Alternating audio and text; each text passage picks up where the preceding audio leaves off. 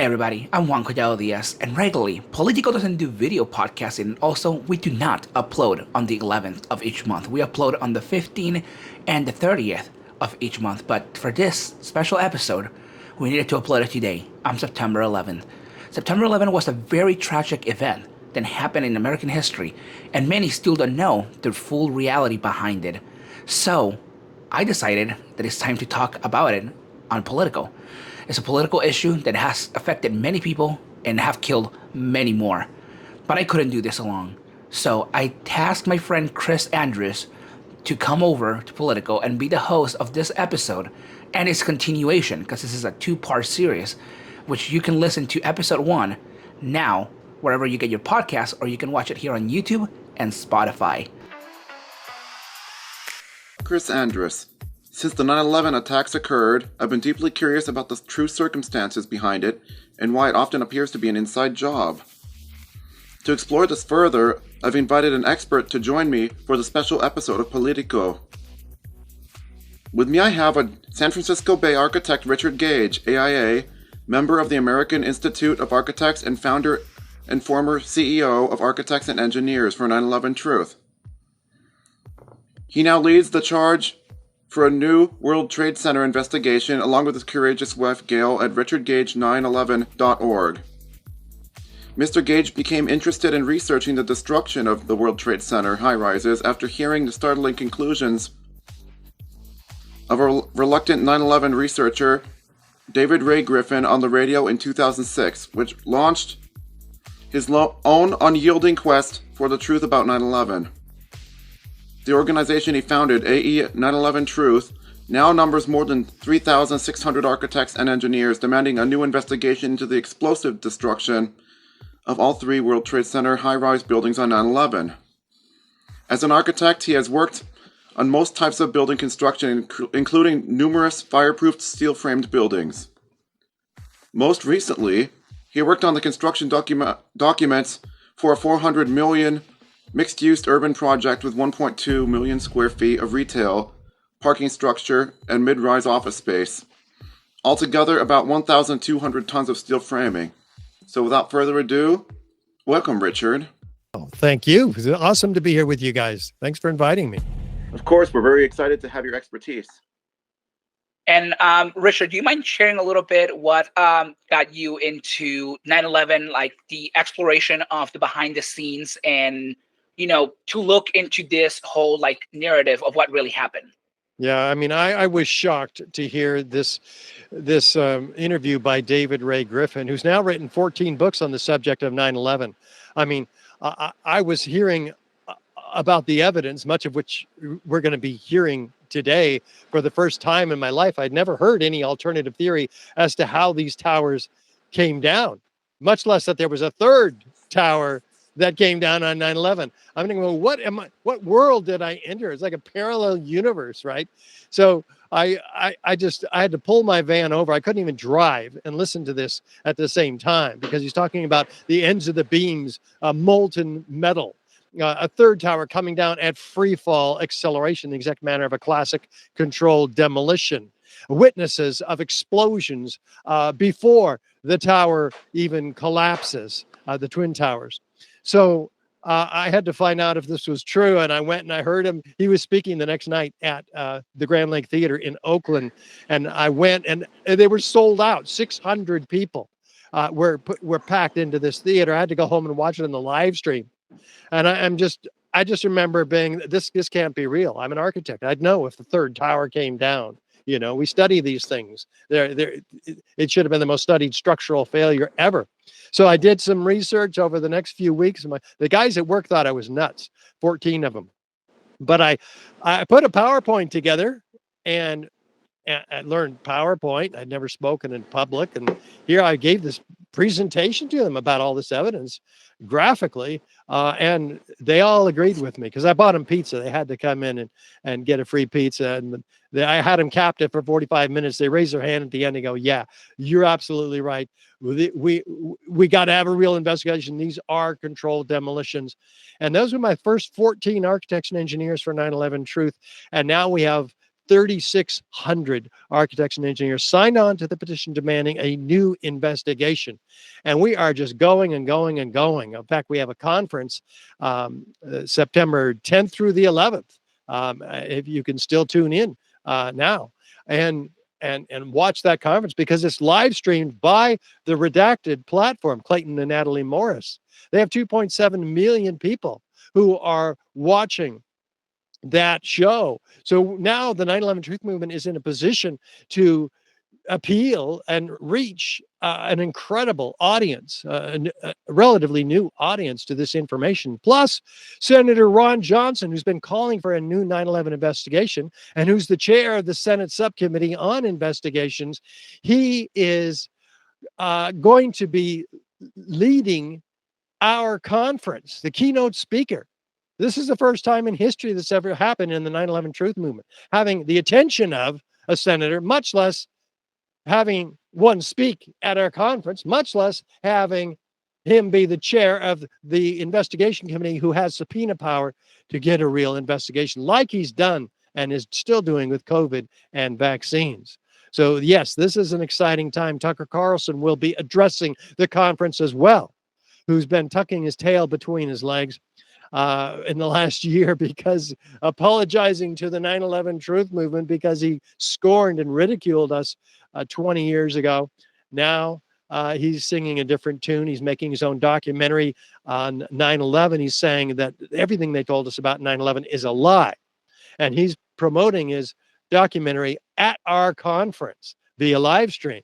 So we're all very excited to be addressed live by Tucker Carlson too. And before we continue, and we go to your, you have a presentation that you want to go over. You're gonna enlighten us with this, because I'm not gonna lie to you. I am part of like the people who definitely have do a lot of insight, and so has Chris, I believe.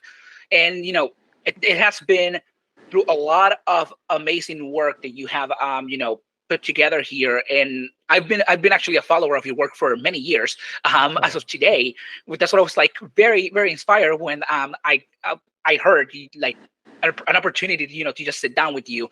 And I wanted to go over, do you mind explaining a little bit of what the presentation, like a small description of what the presentation will cover before we get into it? Yeah, we're going to be looking at the evidence for the explosive demolition of all 3 World Trade Center skyscrapers on 9/11.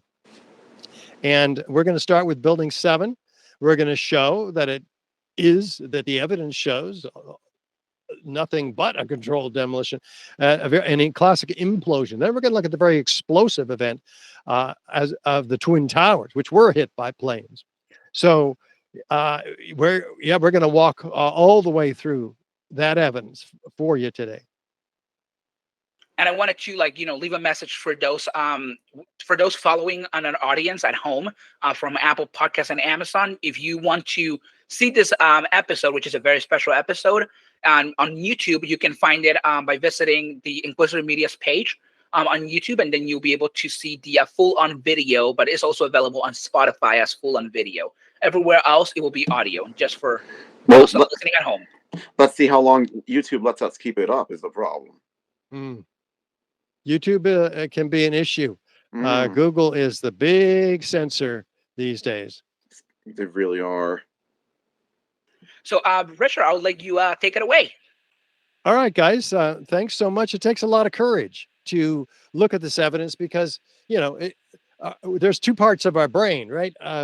There's the logical part, which can get this, like I did 19 years ago, like you guys did, like others have. But there's a part of us that holds back because the implications of these controlled demolitions is that this was an inside operation. That this was a betrayal by our own government against us, murdering 3,000 people, manipulating the American people into war, with the media leading that march, invading Afghanistan and Iraq, killing 2 million people, and losing $6.5 trillion on a global war on terror, all because of fraud. Now, that's a lot to take in, and it turned me upside down, inside out. It's like I got hit over the head with a 2x4. It's not comfortable. And then I started to get really angry because I'd been lied to.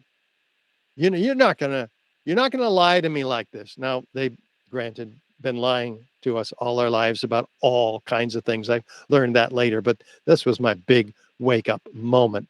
So prepare yourself for that at home if you're not familiar with this information.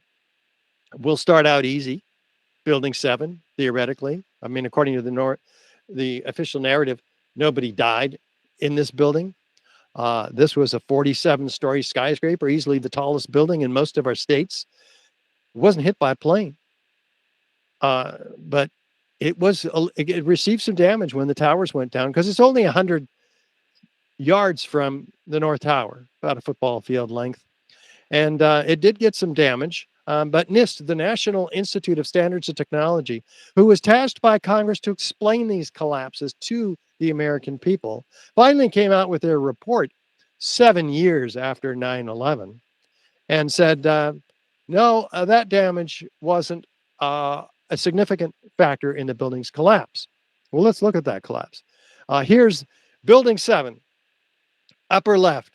You see the eastbound house drop first, and then 6 seconds later, the entire building does this. After witnesses hear explosions, by the way, which we're going to show you, it comes straight down uniformly, symmetrically into its own footprint, really fast.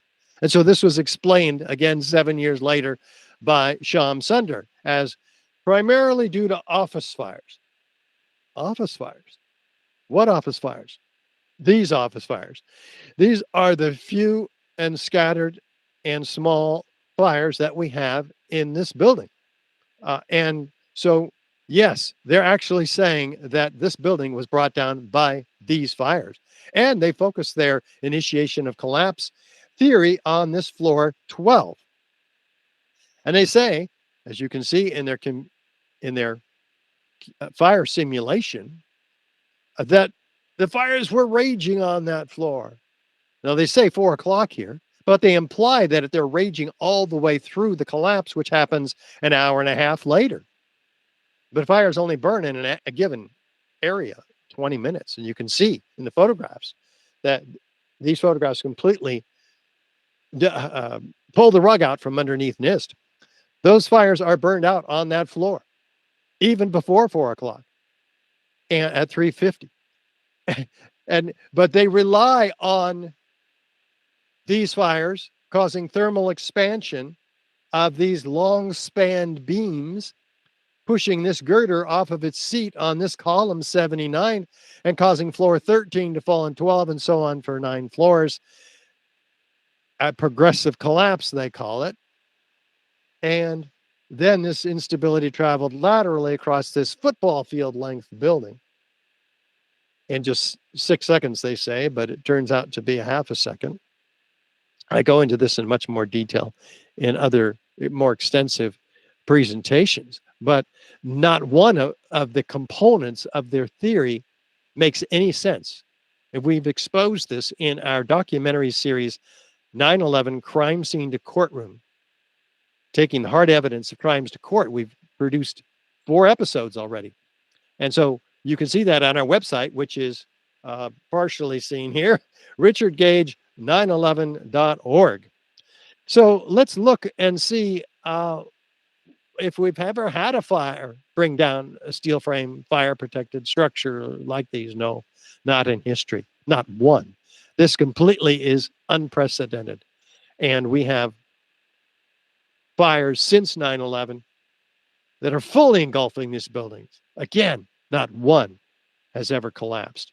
There's a whole number of reasons for that. Fireproofing is one of them. These buildings are fireproofed. Well, what could it be if it wasn't fire? Well, let's compare it to a known controlled demolition on the left. Building 7 on the right. Is there any similarity? Is there enough similarity to warrant an investigation into the possible use of explosives? Especially since fire, the official cause of this building's collapse, has never in history brought down a steel frame, fire-protected structure, ever. Well, let's look at the features then, one by one. Is there a sudden onset of destruction? Well, here's Dan Rather telling us what? That it looks like dynamite, deliberately destroyed by well-placed dynamite to knock it down. Well, that's very helpful, Dan, but you never told us that after 9/11. In fact, we've never, with any, let me show you these videos. Um, he- uh, he's never repeated this whatsoever, ever. So I can hear him talking here, and he's saying, this is amazing. It looks just like those old hotels. And so we've got 11 videos of this building's collapse, but not one of those has been shown, with two exceptions, in the last 24 years. Two exceptions. We've never seen this building come down. It's been swept under the rug. I'm one of 90,000 members of the American Institute of Architects. We didn't get one bulletin on this, the third worst structural failure in modern history after the Twin Towers. So, yeah, we've got to figure out what else is wrong with this picture that they've fed us. Feature number 2. Is there a straight down symmetrical progression? Let's look from West Street. Yeah, pretty straight down, pretty symmetrical. How do you accomplish that? Well, you have to take out all the core columns within a fraction of a second of each other, a millisecond. And followed about a second later by the perimeter columns. Any deviation in that pattern, and you begin to have problems, real problems. This is a science. It is not something that happens by fires, these fires. If you don't get it just right, you can have all kinds of problems. If the explosives don't go off right, you can have that, and somebody has to walk into this building and fix it. The explosives, right? Not going to be me. So, yeah, but NIST is saying that the damage in the northeast corner caused this building to collapse symmetrically. Well, wait a minute. Buildings that are damaged on one side, they fall to that side. They fall over. So we would have expected, if there was going to be a collapse, Building 7 to collapse to the damage by fire side on the northeast, or the damage by building debris from the North Tower on the southwest corner, but not straight down. And how fast? Free fall. Physicists have timed this, and it comes down at free fall. For a third of its 7-second fall, it is falling as fast as a bowling ball falling out of the sky. The bowling ball has no resistance. That's how it can accelerate, increasing velocity every second. That's the definition of acceleration. And free fall means no resistance. This building had 40,000 tons of structural steel, 3 to 5 times stronger than it needed to be to support this building. Well, gosh, we have NIST finally admitting that after denying it for 6 years because they couldn't afford to admit it. But they were publicly embarrassed in a press conference in 2008. And they finally said, yeah, you're right. It came down at free fall. But they don't acknowledge the implications of that, which is what? That not one of these columns gave any resistance. Well, wait a minute. Where did those columns go that they didn't provide any resistance? Even columns that are bending and buckling and breaking provide a minimum of 25% of their original strength. But no resistance here? Did these fires accomplish that? No, not going to happen. So we have to look at the pile and ask ourselves, what can we learn? Well, this was a 3 to 6 story building, depending on how you measure it, pile. I mean, it was a moment resisting steel frame structure where the columns and the beams are rigidly welded one to another. And yet it falls like a house of cards with the columns and beams severed, the concrete pulverized. Buildings that fall naturally, like these in the earthquakes, the columns and beams are not severed one from another. The concrete is not pulverized to a fine powder. We recognize the building, though damaged. It's still recognizable as a building. Doesn't fall in a haystack pile like that in uh, 10% of its original size. No. We've got did these fires do that to this building? No. And so we have to ask ourselves, what could have done that? Well, explosions can do that. Controlled demolitions are based on explosions. Replaced explosions throughout the building and synchronized to go off at certain times. Well, are there witnesses of explosions? Well, there's plenty of them. Here is one. You won't hear it, but he says they're trying to make a call, and all of a sudden there's this huge explosion that goes off in the vicinity of Building 7 in the late morning of 9/11 after the towers collapsed. There's also witnesses like this. Daryl, a medical student, who says we were watching the Building 7 because it was on fire. The bottom of the floors were on fire, and we heard a sound like a clap of thunder. Turned around, we were shocked to see that the building was, well, it looked like there was a shock wave ripping through the building, the windows busting out. It was horrifying, but a second later, the bottom floor caved out, and the building followed after that. We saw the building crash all the way down to the ground. Well, wait a minute. That doesn't sound like fire, a sound of a clap of thunder. How about Kevin McPadden, former Air Force medic, who was doing triage in the building, and they were moved back. And this is what he says. You heard explosions like ba-boom. And it's like a distinct sound. It's not like when compression, like boom, boom, boom, boom, floors crashing on each other. This was ba-boom. You felt the ground rumble like you wanted to grab onto something. To me, I knew that was an explosion. No doubt in my mind. And Bill Rosati, who says, I was standing 2 blocks away. All of a sudden, I just seen a big flash, and I've seen the building coming down and people running everywhere.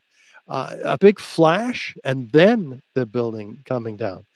Barry Jennings was one of the people who were called to a meeting at the Emergency Center, Management Center in the Building 7, along with Mayor Giuliani's attorney, Michael Hess. And they were late to the meeting. They didn't realize the entire building had been evacuated. So they got up there to the 23rd floor. And this was after the 2 planes hit the towers, but well before they came down. These guys are in the building trying to get out because they were told to get out of there. And they're on their way down, and they got to the 8th floor. They started walking to one side of the building, and that side of the building was gone. And the first explosion was on the stairwell landing at the 6th floor.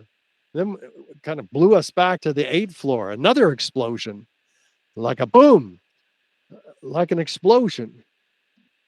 And more than one? Yes, more than one. And they told us, get out of here because there's more explosions, reports of explosions. So, and then we have 3 dozen structural engineers signed on to the petition demanding a new investigation, like Kamal Obeid, who says a localized failure in a steel frame building like World Trade Center 7 cannot cause a catastrophic collapse like a house of cards without a simultaneous and patterned loss of several of columns at key locations within the building. Well, this caught the attention of the University of Alaska at Fairbanks, one of the top forensic structural engineers in the country, Professor Leroy Hulsey, who does a detailed analysis comparing 2 very high-profile quality engineering analysis software in this dynamic analysis, which corroborated each other's results in doing the analysis that NIST was scheduled or tasked to do by Congress, but which failed miserably. What did they learn? They finally learned that in order to make the building, the computer model do what the video did in reality in the center, we had to take out all the columns in the building. Well, that's what NIST ended up having to do, but obviously they failed because their model crumples up like a beer can, even though they released 400 structural steel connections, failing every second, which is not even natural under any circumstances other than controlled demolition. And it begins to tip over. So they stop their computer model 2 seconds into the global collapse. So what were the conclusions of the Halsey report? Fire did not bring this collapse, cause the collapse of World Trade Center 7. The temperatures were not high enough to cause the weakening of the steel framing. The thermal expansion did not result in a loss of support for the beams and girders. The collapse of this building was a global failure involving the near simultaneous failure of all the columns in the building, not a progressive collapse as claimed by NIST. So they completely pulled the rug out from underneath NIST. And we've given this report to every member of Congress and gotten very few, if any, results. So And we Richard, have. I did wanted to ask Yeah. you a question relating that. So if I'm correct, steel regularly takes to be melted itself. It's 1,370 Celsius, which, if I'm correct, translates to about 25 Fahrenheit. So to melt steel, and the temperatures of those fires can never be that hot. Am I correct? We're going to get to those that. Buildings? Yeah, we have a whole section on the melting of steel and the temperatures of fire. Oh, so then I will let you continue. Then I apologize. Okay, that's okay. Since I'm going to cover it anyway, we'll just go right into it now. We have persistent extreme heat as part of this evidence. And your point is dead on, Juan. We have the metallurgical examination of the steel from both Building 7 and the Twin Towers. And all of this information regarding extreme heat applies equally to the Twin Towers. Now, what do they find? The metallurgical examination that the FEMA report did before NIST took over the investigation and threw it out. Never before observed. Intergranular melting, capable of turning a solid steel girder into Swiss cheese, like we see in this piece of World Trade Center 7 steel with silver dollar size holes. Guess what? Juan was right. Fire cannot do this to steel. We have 300 degrees Fahrenheit, 3,000 degrees Fahrenheit to melt steel like this. Fires typically only get a quarter or maybe a half of that. They document rapid oxidation and sulfidation, which fires don't do. Liquid iron, that's molten iron. That's 3,000 degree Fahrenheit iron. Sulfur formed during this hot corrosion attack on the steel. This is all documented by FEMA. They don't know where the sulfur came from. NIST later says, oh, maybe the sulfur came from the gypsum board. No, it's never turned around and attacked the steel that has been designed to protect for 100 years. Gypsum board has calcium sulfate in it. It's completely different than sulfur. So all of this, or most all of it, was omitted from the NIST report. And the FEMA report author, Jonathan Barnett, fire protection engineer, says, gosh, steel members in the debris pile appear to have been partly evaporated in extraordinarily high temperatures. Well, there's a problem with that. It takes 4,000 degrees Fahrenheit to evaporate steel.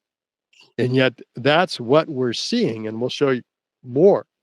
We can tell by the luminescence of molten metals like this what its temperature is. We're exceeding 2,500 degrees Fahrenheit here. That is incredibly hot. Again, probably 3 times hotter than those fires that we showed you were, at least 2 times. The worst case fires mathematically are 1,830 degrees Fahrenheit. We're almost twice these temperatures. And we are more than twice these temperatures in some cases. This engineering firm says jet fuel burns in open air only about 600 degrees. Some say twice that. Even so, we're far beneath the capability of creating molten iron. What can create molten iron? Can thermite do that?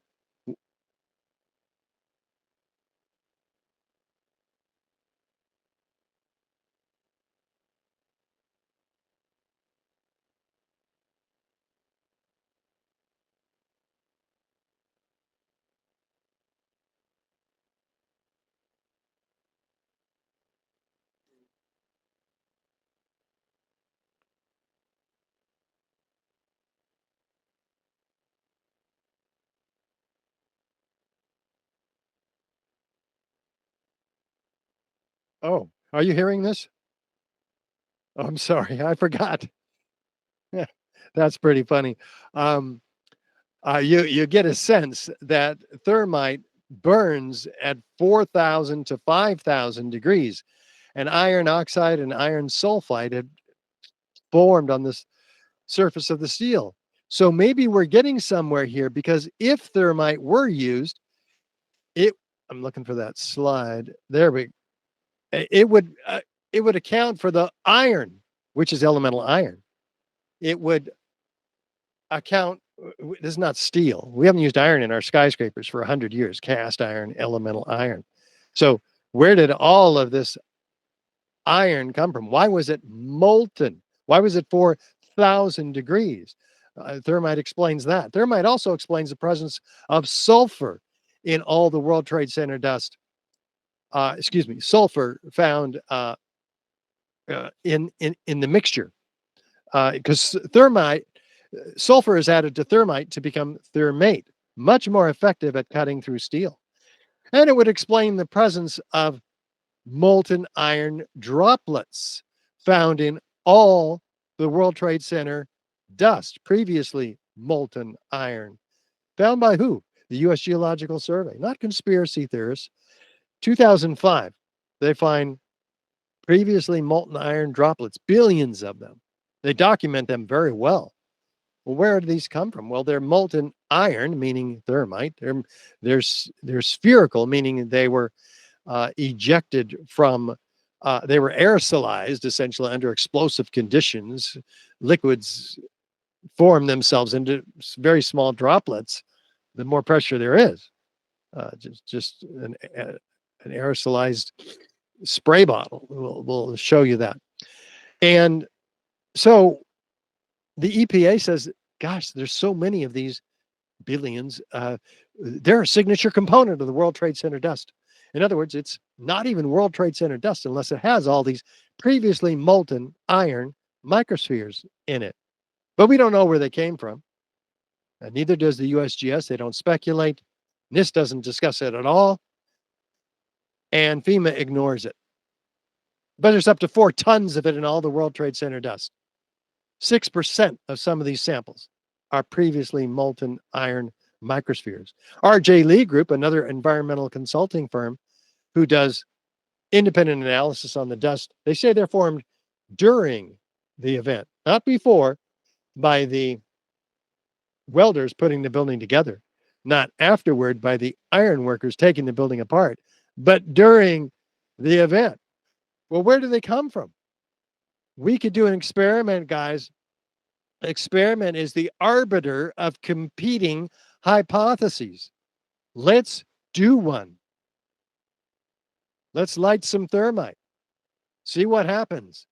Look like sparks, but they cool and they fall into the pan as previously molten iron microspheres. Yes, that's what happens when you aerosolize under some pressure, even a little bit of pressure like you just saw. They turn into spheres. So that was all evidence of ignited thermite. It can only be that.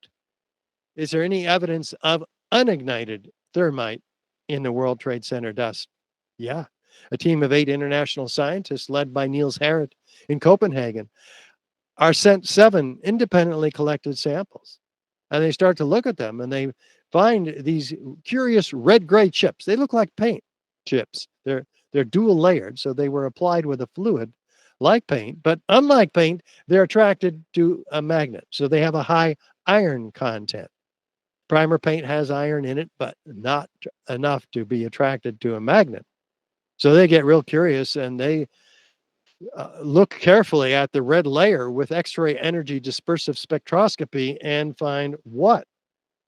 High, quantities of aluminum and iron. The signature of thermite. What is thermite doing in all the World Trade Center samples in these red-gray chips? They get real curious. They zoom in 50,000 times with an electron microscope, and they find particles of iron oxide crystals and aluminum platelets that are 1,000 times smaller than the diameter of a human hair.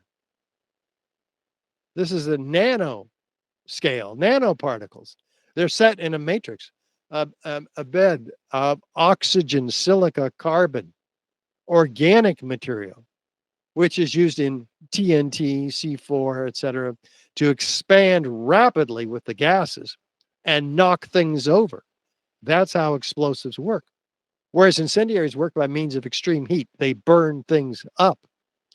So we have explosive composites based on thermite reactions. It's called super thermite. It's developed by Lawrence Livermore Lab in 2001, whose fuel and oxidizer constituents are intimately mixed at the nanometer size scale. They stumbled on something that was already been developed for the Defense Department. You see, when you get these particles so small, the surface volume increases exponentially, and you have an instantaneous chemical reaction. You've engineered an incendiary to become more explosive. Well, what happens when you put these in a differential scanning calorimeter, a heater which measures the resultant energy? When they ignite at about 850 degrees Fahrenheit, they produce an exothermic reaction. Well, that's exactly what the samples from the team of international scientists found. So they found that this stuff is super thermite. More importantly, when they ignite, what do they produce? Molten iron microspheres with the same chemical signature as the molten iron microspheres found and documented by the USGS and R.J. Lee. So we know exactly where those molten iron microspheres came from, as if we didn't know. They're found attached to partially ignited red-gray chips, as you see here and here. So this is a set of self corroborating, repeatable experimental data that could be used in a court of law or a grand jury investigation to bring the real perpetrators to justice. This stuff is not made in a cave in Afghanistan. It's made only in the most sophisticated Defense Department contracting laboratories. And they conclude in this paper that the red layer is active, unreacted thermitic material, incorporating nanotechnology. It's a highly energetic pyrotechnic or explosive material. This was peer-reviewed in the Bentham Open Chemical Physics Journal in 2009. We've had this for that long. We've given this report to every member of Congress at least once and gotten very few successes in terms of adequate responses. And so we are talking about the 10 key characteristic features in Building 7 and some very uncharacteristic features with incendiaries. Fire doesn't create any one of these features, let alone all of them. With additional circumstantial evidence and corroborative testimony, this becomes proof of controlled demolition, a body of proof that we have shown to thousands of architects and engineers. 3,600 of them signed on to the petition demanding a new investigation. And so we've in many of them appear in our forthcoming series, 9/11 Crime Scene to Courtroom, ongoing series. We've produced 4 episodes, and I encourage everybody to look at those episodes.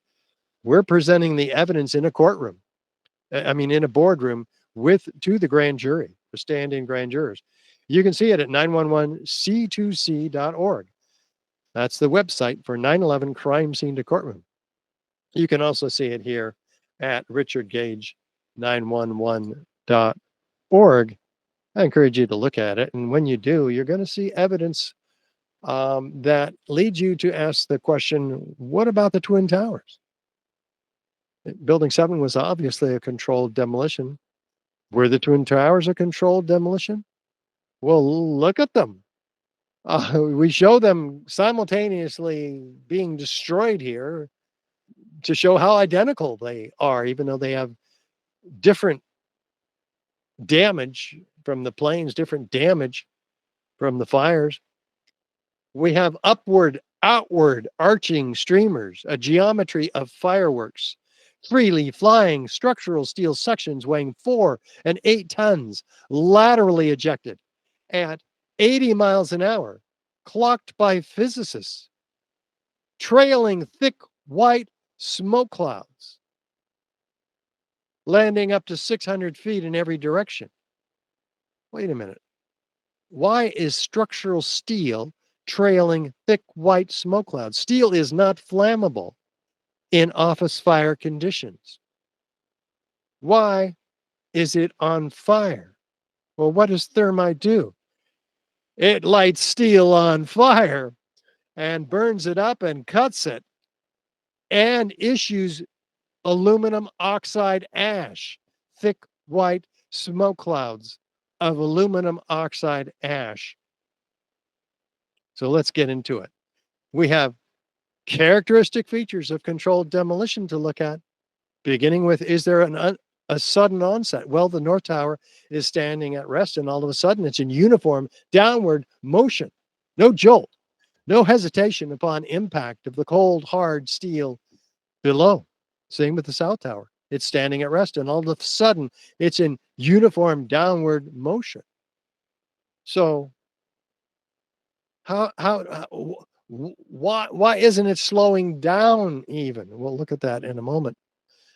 But let's see if the top part is driving the rest of the building down to the ground, which is the official narrative. Well, is it? It's going down, but make it easier.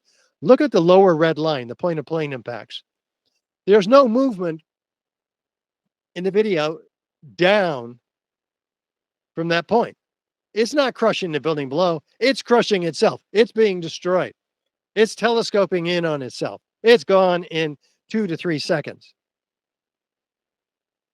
Fascinating. If it were crushing the building below, we would see it crushing the building below. But none of the photos, none of the videos show that. What they do show is core columns remaining 900 feet in the air for 6 seconds. And then they get a blast below and they fall straight down through the concrete powder, which has been shaken off of it. And fascinating.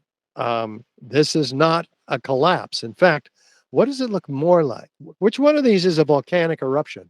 And which one is the World Trade Center North Tower? Upward, outward, arching streamers, a geometry of fireworks, freely flying, solid, molten objects, trailed by thick white smoke clouds, ejected laterally. Yeah, the volcanic eruption is the one on the right, but they are darn similar.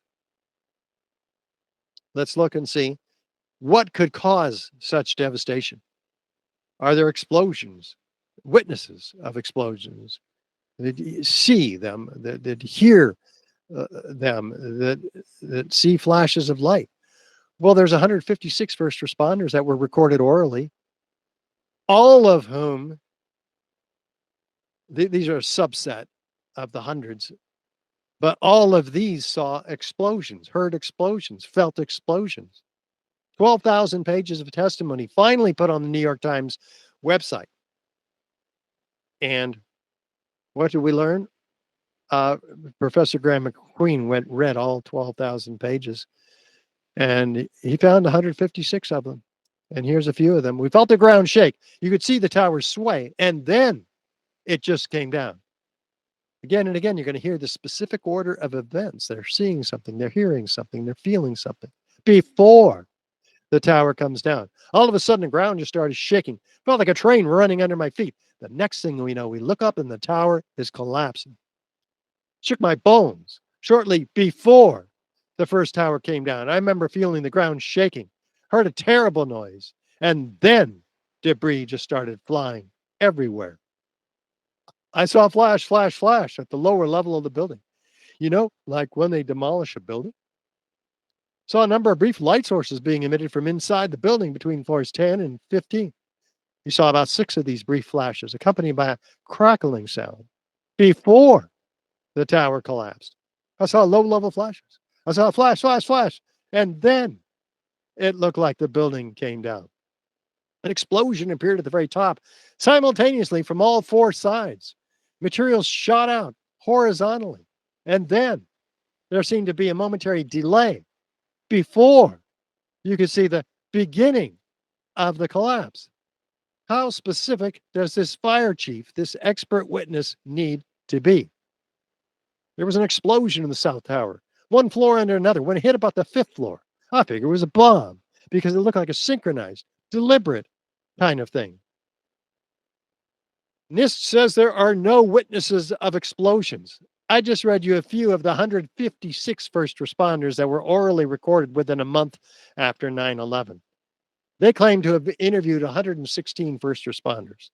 They must have missed every one of these or omitted their evidence from their final report. Is this important evidence? Is this relevant to the understanding of a crime and how the building came down?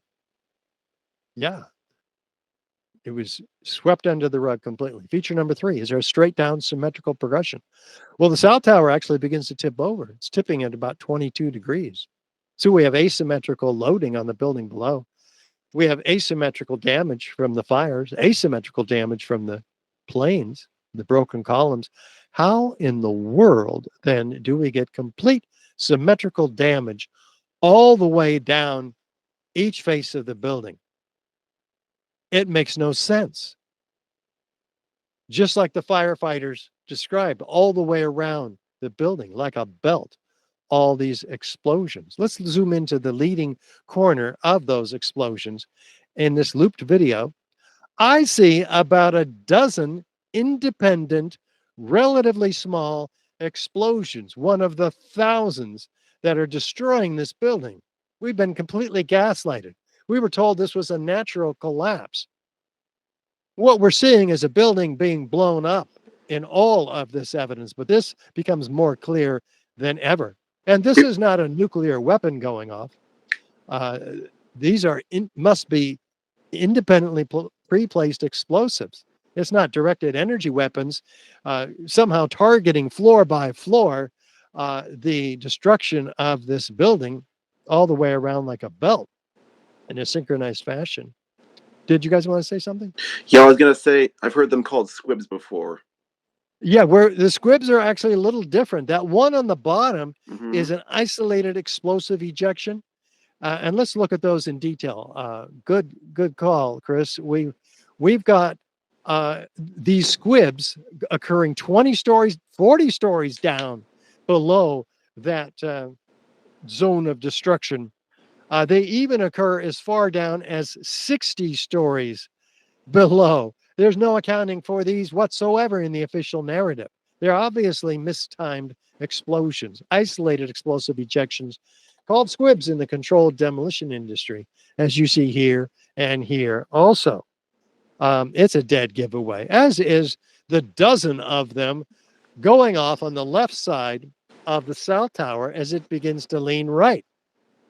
It's destroying the structural integrity of this building such that it doesn't maintain its angular momentum and fall off as a rigid body, reacting off the part below and fall onto the street in a unified block.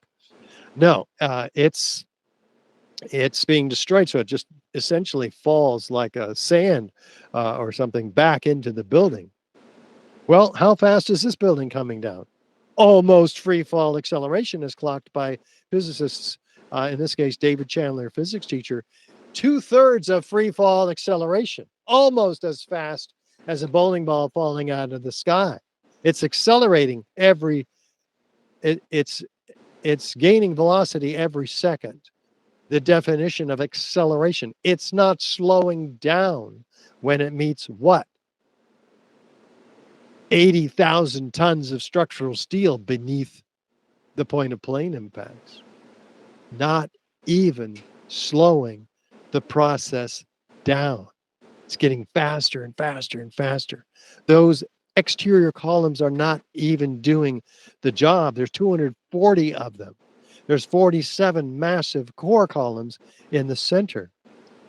None of them are doing the job. Well, why? Well, we can see here. They're laterally ejected, feature number 7, which is a very unusual feature of controlled demolition, impaling themselves in skyscrapers all around the World Trade Center towers, destroying the Winter Garden 600 feet away, destroying the Deutsche Bank building that far away. You see, these structural steel sections are 14-inch square built-up columns with 4 bolt holes on the ends. So they're simply bolted. These 3-story columns are bolted one to another vertically. And all the plane had to do was punch in these structural steel sections, breaking the bolts and the splices in the case of the spandrel panels that connect those to the next one to the side.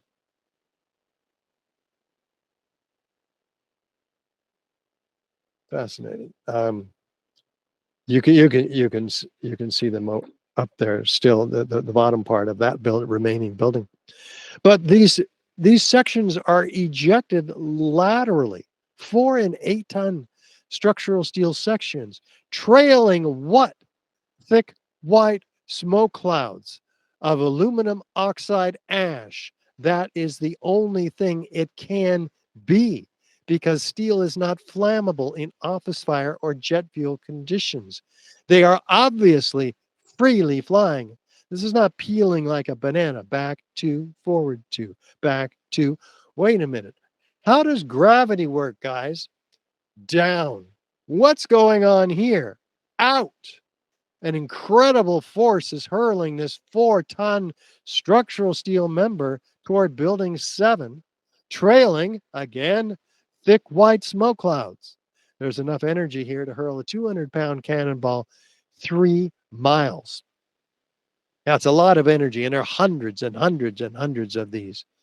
In fact, they are issued in a 1,400-foot diameter around each tower. They are ejected well beyond the boundary of the World Trade Center.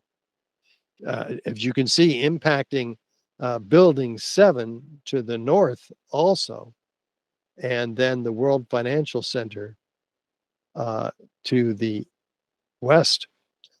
So we have to answer a key question here. If 100,000 tons, or darn near all of it, is distributed outside the footprints of these buildings, how is it available to crush the building? This is 1/3 of the weight of each tower. And almost all of it is outside the footprint. Here we see the footprints. The steel is well outside all of the footprints, in landing as far away as Building 7, for instance.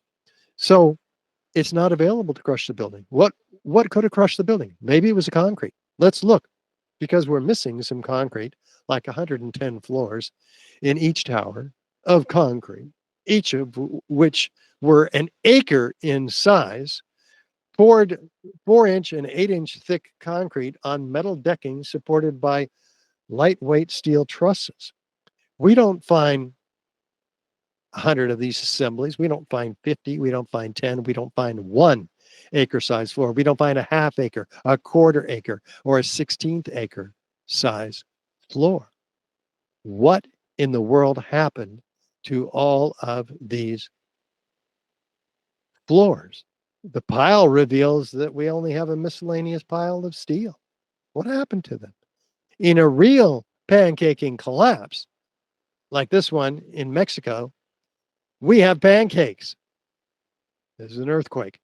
Or this one, earthquake in Myanmar, Thailand, which destroyed this Bangkok, Thailand building. Excuse me, Myanmar, Burma is where the earthquake was. Bangkok, Thailand is where the building was, 33 stories. Well, wait a minute.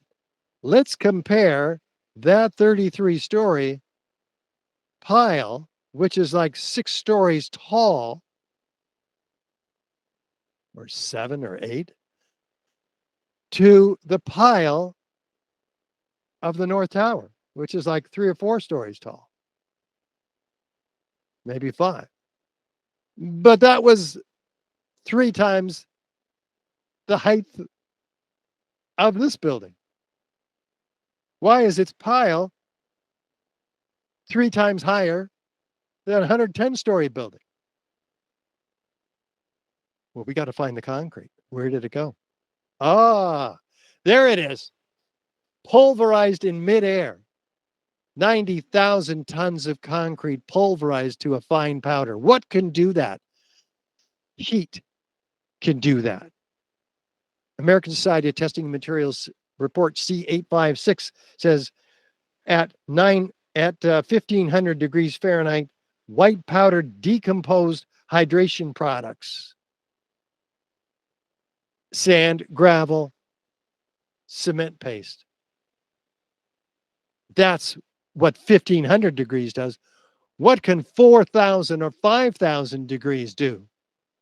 It could pulverize all the concrete if it were applied to the underside of the decking. It would evaporate those lightweight steel trusses, evaporate the decking, and powderize the concrete. This is shown in the Fire Safety Journal as well. Concrete specimens subjected to a temperature of 2,200 degrees Fahrenheit were completely decomposed. We have twice those temperatures with nano-thermite. And the analysis in this abstract shows over 1,200 degrees Celsius, I think it's 2,200 degrees Fahrenheit,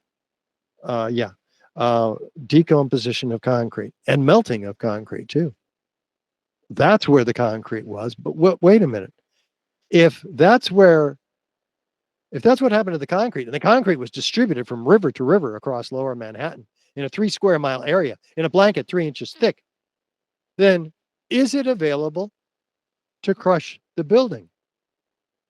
No. That's another third of the weight of each of these towers. Together, that's 2/3 the weight of each of the towers. That's completely not available to crush the building. And yet all of that weight was used by Zdeněk Bazant from Northwestern University in Chicago, and a paper that was submitted just 2 days after 9/11. The rest of us are freaked out, right? When's the next plane coming? Who's doing this to us? Not this guy. He was in his den creating the most complex piece of mathematical wizardry that took engineers 10 years to decode. And when they did, they found that not only did he use all of this weight, but he doubled the mass up above by a factor of 2. He decreased the column strength below by a factor of 3. The whole thing was rigged in favor of a collapse. Well, we've seen evidence to support the destruction with explosives and incendiaries in these buildings. Fire doesn't create any one of these features, let alone all 10 of them, with additional circumstantial evidence and corroborative testimony. This is proof of controlled demolition, a body of proof that has convinced now, again, 3,600 architects and engineers to sign on to the petition, to be a part, many of them, our 9/11 Crime Scene to Courtroom series, which we're inviting you to be a part of too at home. Co-produce the series. We're in post-production where we edit these films, and it takes your support to make this happen. For $500, you can be an executive producer listed on the credits. So join us, be a part of the team, and look at the other documentaries we've created as well. 9/11 Explosive Evidence, Experts Speak Out, where we have 40 high-rise architects, structural engineers, metallurgists, chemists, physicists, controlled demolition experts, all laying out the evidence. A simple 15-minute documentary just on Building 7, narrated by actor Ed Asner. You can watch these for free on our website, richardgage911.org. You can see the DVD, the documentary film by Dylan Avery, that 7, which is a story about the University of Alaska's report on Building 7. You can download for free the outline of all of this evidence and share it, print it, and share it with everybody that you know. It's all on our website. We got to get to the truth about 9/11 because, after all, we have been sold a bill of goods, manipulated, murdered, and manipulated emotionally to support a war in Afghanistan and Iraq, as we mentioned. So, where do you draw your line in the sand? Are you going to be like Chris and Juan and speak the truth? Or are you going to just let others speak it for you? Because we're about to lose our country, guys. We need you to pull your heads, for those of you who are not doing anything, uh, not sharing this information, not sharing the other great podcasts of Juan and Chris. You've got to speak the truth. I hope your conscience will compel you to do so. Because when you do, you'll find it's not too late. We haven't lost our country yet, but we're running out of time. Thanks, guys. Of course, we're happy to have you. Thanks. Absolutely, and thank you for this presentation. It was amazing, and I think one of the questions that like came out of this whole thing is that and I'm assuming like not just assuming, but by the presentation, people now are probably more aware that it was absolutely an inside job. Mm-hmm. And the question that I think I always had is, why was that an inside job? Is there what was the reason behind, the endless lives taken away, the infrastructure being destroyed, the panic, it was just an attack for, we have all this evidence, but there's like no reason explained with the government, like the reason why would they do something so awful to the people. Well, they're not going to explain the truth about that. What they tell us, of course, is that they want us, they hate us for our freedom, so they're attacking us, all of which is a complete lie. They're patsies. The fundamentalist hijackers were shown to be promoted by the CIA, put in traffic school, probably not even on the airlines that took off from their original locations, which are probably not the planes that ended up hitting the building. We're talking about a complete theater here designed to manipulate us. Why? Well, what did we do immediately afterward? You got to follow the money, cui bono. James Corbett did an incredible report on this. 9/11 trillions, follow the money. It's free on YouTube to watch. And just look at, for instance, at Afghanistan, which provides 90% of the world's supply of heroin. When the Taliban had choked that off, when we invaded Taliban after 9/11, in 5 years, it went from 185 metric tons by UN standards up to 6,500 metric tons, and held at that level until we were kicked out of Afghanistan, and the Taliban once again cut off the production of opium in their country virtually back down to 100 or 200 metric tons. So we know what we were doing in Afghanistan, in addition to manipulating them to trying to force them into running a pipeline from the Caspian Sea down to Pakistan through Afghanistan. And they were told they were going to be bombed. They can have a carpet of gold or a carpet of bombs. They were told this in a meeting in Germany by Richard Armitage. So you have that, which never happened because they wanted to work with Brazil. So they were declining Unical's offer, and they got the carpet of bombs for sure as a result.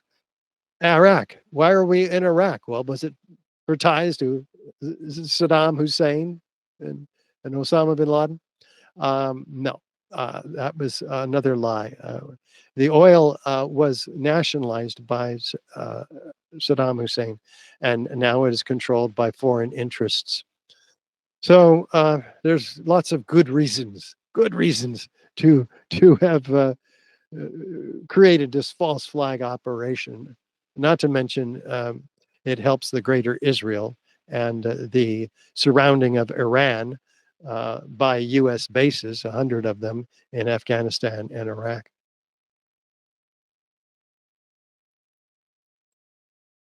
Yeah, and that goes absolutely in depth, and it's such a like rabbit hole pretty much once you go in. And I think that's where as I mentioned at the beginning, where Chris and I were so excited when we got to connect, because many years ago I tried to do something like this and connect, and the persons that I had, they backed away, and I'm pretty sure they were silenced. It's a group that I'm like part of, and I'm pretty sure they were silenced because they knew too much. And I think that's one of the biggest things. It's another thing is the censorship behind this kind of media. I think we have been censored really big time, and the believers that know, and the people that actually know and understand it was an inside job, have been censored so badly that, as you said, it's really good when we have people like us who actually believe it, but not only believe it in our houses, but also come out to educate and tell other people about it. And that's impressive. There's people like you doing this work because it's necessary. Mm-hmm. It's very necessary. We're going to lose our country. We're already halfway or 3/4 of the way into a full-on totalitarian police state. As soon as we go with the CBCD, can you say that correctly? The digital currency from the central bank, we're gonna be rolled up, digitized, and we're not going to have any freedom. Our ability to buy things are going to be instantly revocable. So that's just the beginning of our problems. COVID presented a false flag operation over the last 4 years, where they manipulated us yet again with a major false flag, which is the creation of this false disease with the false solution for it, which is neither safe nor effective. What were they doing if it wasn't safe or effective? They have a depopulation agenda. They have a desire and the means to track us at that level in our bodies. That's been proven many times. So, yeah, we have a whole lecture on that, the parallels between 9/11 and COVID, and also the parallels between 9/11 and Gaza, another false flag operation. So do you think 9/11 happened as a control tactic? That's one of the many motivations that they had, controlling us with the Patriot Act, the Military Commissions Act, the National Defense Authorization Act of 2012. Any of us can be arrested without a right to a lawyer, a trial, a jury. We can be tortured, even assassinated today as American citizens. All of our phone calls, our emails, our texts are swept up instantly, automatically, and stored in the largest building in Utah for use against us. Completely unconstitutional. But they made it legal somehow under this emergency, which we're still under 24 years later. No wonder the government wants to get rid of landline phones for us, because then they can track us on everything. Yeah, absolutely. Wow, that's amazing. I want to say, thank you so much for joining us. This has been very educational. And for those people listening at home, this is one part of a two-part series that we're recording. And to open your eyes about the 9/11 attacks and, to understand more. This is our way to actually remember those that we lost that day and to pay respect to the people by bringing out the truth. And, there's no better way to pay respect to someone who either give their lives or suffer because of this tragedy than us ourselves. Exactly, not than just ourselves actually spreading out the truth. So, yeah, this is our way to say, hey, we remember and we are with you. And we know why you actually passed away. We're not going to fall for the bullshit. No longer. Hi, listeners. Thank you so much for watching. This and all episodes of Politico are part of the Inquisitor Media Originals, and it was hosted by me, Juan Collado Díaz, with production assistant and hosting by Christopher Andrus and our guest, Richard Gage. You find more about Richard's work and his organization, visit richardgage911.org. And to find more about Politico, our advocacy work, and all sources for this episode, visit www.politicopod.com. Thank you so much for listening.